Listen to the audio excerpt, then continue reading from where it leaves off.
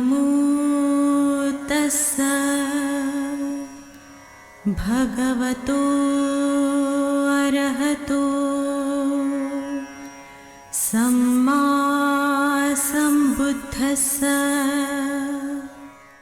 बुद्ध और उनका धम्म बाबा साहेब डॉक्टर अम्बेडकर द्वारा रचित कालजयी पुस्तकों के इस रचना संसार में आपका स्वागत है। आप जानते हैं कि इस समय हम लोग बाबा साहेब डॉक्टर अम्बेडकर द्वारा मूल रूप से अंग्रेजी में रचित ग्रंथ द बुद्धा एंड हिज धम्मा, इसका ये हिंदी अनुवाद आप तक पहुंचा रहे हैं। और ये जो हिंदी अनुवाद है, ये हिंदी अनुवाद डॉक्टर भदंत आनंद कौशल्यायन जी का है। तो आइए इस कड़ी में आगे बढ़ते हैं। आपको याद भी दिला देते हैं हमेशा की तरह कि ये बुद्ध और उनका धम्म के पंचम कांड का पहला भाग है। और इस भाग में बाबा साहेब भिक्षु संघ पर बात कर रहे हैं। हमने पिछली कड़ी में देखा कि कौन भिक्षु बन सकता है, कैसे उसकी उपसंपदा होती है और कैसे वे भिक्षु संघ का हिस्सा बनते हैं। अब देखिए, यहां बाबा साहेब एक छोटा सा शीर्षक लिखते हैं, भिक्षु के व्रत। कि भिक्षु के व्रत क्या होते हैं।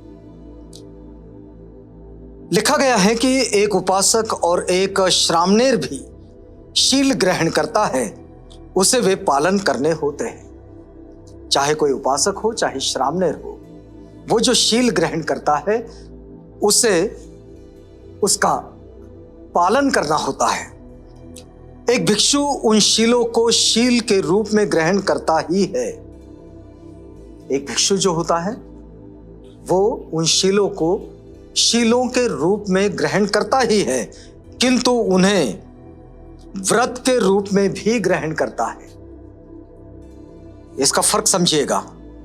उसे अपने व्रतों को भंग नहीं करना होता है। यदि वह उन्हें तोड़ता है तो वो दंडनीय होता है। यदि कोई श्रामणेर शील कभी तोड़ भी दे तो वो उसका दंडनीय अपराध है, लेकिन उपासक के लिए वो दंडनीय अपराध नहीं है, बल्कि वो एक शील है। अब इसका फर्क क्या है, तो हम उदाहरण के लिए समझ लें कि पाणातिपाता वेरमणि सिक्खापदं समादियात्, ये पंचशीलों में एक शील है। पाणातिपात वेरमणि यानी कि प्राणी मात्र की हिंसा से विरत रहना। सिक्खापदम यानी कि यह एक शिक्षा पद है, मतलब एक ऐसा आदर्श पद जो हमने एक शिक्षा के रूप में, एक वचन के रूप में ग्रहण कर लेना चाहिए। तो उपासकों के लिए यह व्रत नहीं होता। तो यह क्या होता है, जो उपासक चाहे कि इसको व्रत के रूप में ग्रहण करे वो उसकी अपनी मर्जी, लेकिन ये श्रामणेर के लिए एक व्रत की तरह ग्रहण करना होता है। उपासक के लिए एक शिक्षा पद है कि वो अधिकतम प्रयास करता है कि वो किसी भी तरह के हिंसाचार से मुक्त रहे। हिंसाचार से मुक्त रहना ये तथागत की शिक्षा ही है। फिर वो काया हो, वाचा हो, मन हो, इन तीनों के द्वारा कभी भी हिंसा की बात नहीं होनी चाहिए। यह तथागत की शिक्षा है। इस शिक्षा को उपासक ग्रहण करते हैं, लेकिन भिक्षु इसे व्रत की तरह ग्रहण करते हैं। भिक्षु कभी भी हिंसाचारी नहीं होते, लेकिन यदि किसी श्रामणेर के द्वारा यह व्रत कमजोर पड़ जाए तो इसके लिए भिक्षु संघ उसे दंड भी देता है।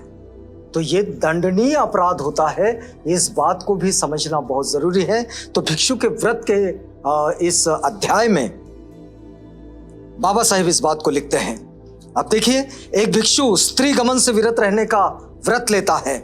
एक भिक्षु चोरी से विरत रहने का व्रत लेता है। एक भिक्षु किसी प्राकृतिक शक्ति के संबंध में शेखी ना मारने का व्रत लेता है, यानी कि किसी तरह के चमत्कार दिखाने वाली जो बात रहती है ना, ये नहीं दिखाना इस तरह से, क्योंकि सर्व सामान्य लोगों के लिए कुछ ऐसी चीजें हो सकती है जो उनकी बौद्धिक समझ से परे हो, तो वे उसे चमत्कार मान लेते हैं, लेकिन इनके लिए वो सहज प्रक्रिया हो सकती है। ऐसी किसी बात से, ऐसे किसी प्रदर्शन से विरत रहने की शिक्षा श्रामणेर भिक्षु लेते हैं। एक भिक्षु किसी मनुष्य की हत्या ना करने का व्रत लेता है। एक भिक्षु किसी भी नियम बाह्य वस्तु को अंगीकार ना करने का व्रत लेता है। और भिक्षु के पास, ये तो हो गए उसके व्रत, लेकिन भिक्षु के पास इन 8 चीजों के अतिरिक्त और कुछ नहीं होना चाहिए। भिक्षु संघ का यह बड़ा कड़ा नियम है कि भिक्षु के पास इन 8 चीजों के सिवाय कोई और चीज नहीं होनी चाहिए। तो उसके पास क्या होनी चाहिए? 3 चीवर, अंतर्वासक यानी कि जो अंदर का वस्त्र होता है, उत्तरासंग यानी कि जो ऊपरी वस्त्र होता है। आपने बहुत भिक्षु को देखा होगा, तो उनका एक अंतर्वासक, एक ऊपरी वस्त्र, संघाटी यानी कि जो बचाव के लिए एक दोहरी चादर जैसी जो चीज होती है, जो काशाय रंग की होती है, उसे कहते हैं संघाटी। तो वो होनी चाहिए। और कमर पर लपेटने की एक पेटी यानी कि पट्टा जो होता है कमर पर जिसको बांधते हैं, आपने देखे होंगे, बहुत भिक्षुओं को देखोगे तो ये समझ में आएगा। भिक्षा पात्र, उस्तरा, छुरा या कुल्हाड़ी, ये किस लिए? जिस रास्ते से वे चलते हैं, कई बार ऐसा होता है कि बारिश तुरंत खत्म होती है और उस रास्ते पर जब चल पड़ते हैं तो वहां रास्ते ही बंद हो जाते हैं। तो रास्ते साफ करने के लिए एक लकड़ी हाथ में होनी चाहिए और सुई धागा, अगर कोई चीवर फट गया तो उसको सिलने के लिए, और पानी छानने का कपड़ा, क्योंकि जहां जाएंगे वहां जब कभी प्यास लगे और पानी अगर सही ना हो तो पानी छान कर पिया जाए, इसके लिए पानी छानने वाला कपड़ा। तो एक भिक्षु अकिंचनता का व्रत लेता है। भिक्षु अकिंचन होता है, भिक्षु अकिंचनता का व्रत लेता है। उसे मुख्य रूप से अपनी भिक्षा मांगकर ही खानी होती है। यह भिक्षु का व्रत है कि उसे अपनी भिक्षा जो है वो मांग कर ही खानी है, कमाकर नहीं। उसे भिक्षा जीवी ही होना चाहिए। भिक्षु जो होता है उसे भिक्षा जीवी ही होना चाहिए। यह दरअसल विनय पिटक में है। उसे एक आहारी व विकाल भोजन से विरत होना चाहिए। उसे एक आहारी होना चाहिए या फिर विकाल भोजन जो होते हैं उससे विरत हो जाना चाहिए। और जहां संघ के लिए विहार ना हो वहां वृक्ष के तले भी रहना चाहिए। ऐसा कोई क्षेत्र हो सकता है जहां पर भिक्षु चले गए और वहां किसी तरह का कोई विहार नहीं है। अगर वहां तथागत बुद्ध के अनुगामी ना हो, उनके मानने वाले ना हो, तो वहां उस एरिया में विहार नहीं होगा। लेकिन भिक्षु अगर ऐसी किसी जगह, किसी स्थान पर पहुंचे हैं तो फिर वे वहां एक वृक्ष के नीचे रह जाए। एक भिक्षु किसी भी व्यक्ति की हर आज्ञा मानने का व्रत नहीं लेता। भिक्षु जो होता है वो किसी भी सामान्य जनों की, किसी भी व्यक्ति की कोई भी आज्ञा वो मान ले, या ऐसा कोई व्रत वो नहीं लेता। अपने ज्येष्ठों के प्रति बाह्य सम्मान प्रदर्शन आदि की अपेक्षा एक श्रामणेर से अवश्य रखी जाती है। एक श्रामणेर से ये अपेक्षा की जाती है। विनय पिटक कहता है कि वो अपने ज्येष्ठों का, मतलब उसके जो वरिष्ठ है, उसके जो सीनियर भिक्षु हैं, उनका वो सम्मान करें और वो सम्मान प्रदर्शन की उससे अपेक्षा की जाती है। उसकी अपनी मुक्ति और एक धर्मोपदेशक के रूप में उसकी उपयोगिता उसकी अपनी साधना पर निर्भर करती है। ये जो भिक्षु है, इस भिक्षु की उपयोगिता जिस बात पर निर्भर करती है वो बात बड़ी महत्वपूर्ण है। बाबा साहेब लिखते हैं, देखिएगा, उसकी अपनी मुक्ति यानी कि वो एनलाइटनमेंट की ओर जाएगा या नहीं, निब्बाण को वो छुएगा या नहीं, ये, या फिर एक धर्मोपदेशक के रूप में उसकी उपयोगिता कि भाई ये धम्म का उपदेशक है, धम्म का प्रचारक है, इसके संबंध में उसकी उपयोगिता जो है ये उसकी अपनी साधना पर निर्भर करती है, उसके आचार्य की श्रेष्ठता पर नहीं। आचार्य उसका श्रेष्ठ हो सकता है, भिक्षु संघ श्रेष्ठ हो सकता है, लेकिन वो भिक्षु, वो पर्टिकुलर भिक्षु, ये उसकी श्रेष्ठता इस बात पर निर्भर करती है, उसकी उपयोगिता इस बात पर निर्भर करती है कि उसकी साधना कितनी पक्की है, वो अपनी साधना में कितना मजबूत है, इस पर यह निर्भर करता है। उसे अपने से बड़े किसी एक व्यक्ति की आज्ञा में नहीं रहना होता है, बल्कि धम्म की आज्ञा में रहना होता है।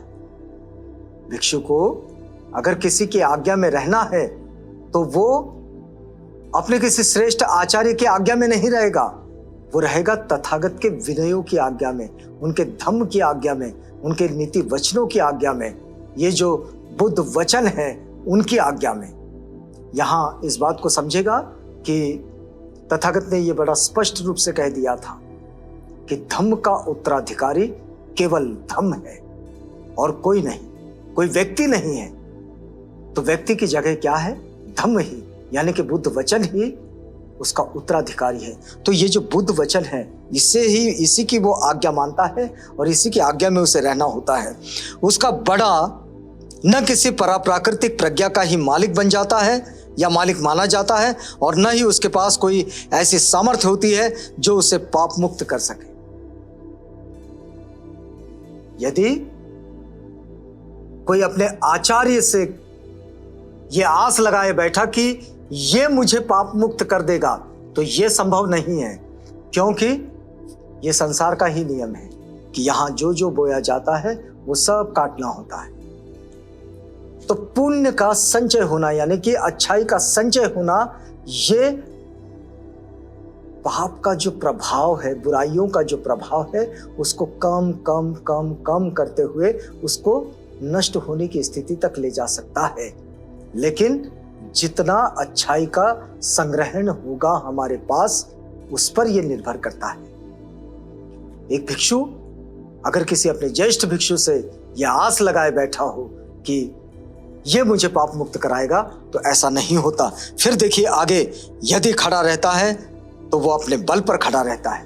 अत्त दीपो भव, स्वयं का आधार स्वयं बनो। वो अपने बल पर खड़ा रहता है, अपने आचार्य के बल पर नहीं, उनके आचार्य की प्रतिष्ठा पर नहीं। ये श्रामणेर अपना स्वयं का अस्तित्व खुद बनाए। यदि गिरता है तो अपने से गिरता है, आचार्य के कारण नहीं, क्योंकि बुद्ध वचन अपने आप में ही श्रेष्ठ है। तो बौद्ध भिक्षु ये उन वचनों से बंधा है जो बुद्ध वचन है, और इसलिए इस बात का कोई मतलब नहीं निकलता कि ये जो भिक्षु जिसका पतन हुआ व्यक्तिगत रूप से, इससे बुद्ध वचन का कोई लेना देना नहीं। जो वचन पर चलेगा वो आगे बढ़ेगा, वो मजबूत होगा, वो ऊपर चढ़ेगा। जो नहीं चढ़ पाएगा, जो आचरण नहीं करेगा, वो नीचे गिर जाएगा। इसके लिए उसे सोचने की स्वतंत्रता रहनी चाहिए। 4 विशेष व्रत ऐसे हैं जिनका भंग होने पर भिक्षु पराजिका का अपराधी बन जाता है। एक विशेष 4 व्रत है ऐसे कि जिन नियमों को अगर वो तोड़ देता है तो फिर वो अपराधी बन जाता है। ये अपराधी बनने वाले जो नियम हैं भिक्षुओं के, तो उन नियमों को आपको बताएंगे, लेकिन इसके लिए आपको अगली कड़ी का इंतजार करना होगा, क्योंकि हमारा ये वक्त यहाँ पूरा होता है। तो यहाँ रुकेंगे। अगली कड़ी में जब आपसे जुड़ेंगे तो निश्चित रूप से बताएंगे कि परिव्राजक जो है वो अपराधी कैसे बन जाता है, यानी कि भिक्षु जीवन में वो कौन से नियम हैं जिनको तोड़ने के बाद वो दंड का भागीदारी बन जाता है। तो यहाँ रुकते हैं इस वादे के साथ कि कल आपसे पुनः भेंट होगी। तब तक के लिए हमें इजाजत दीजिएगा।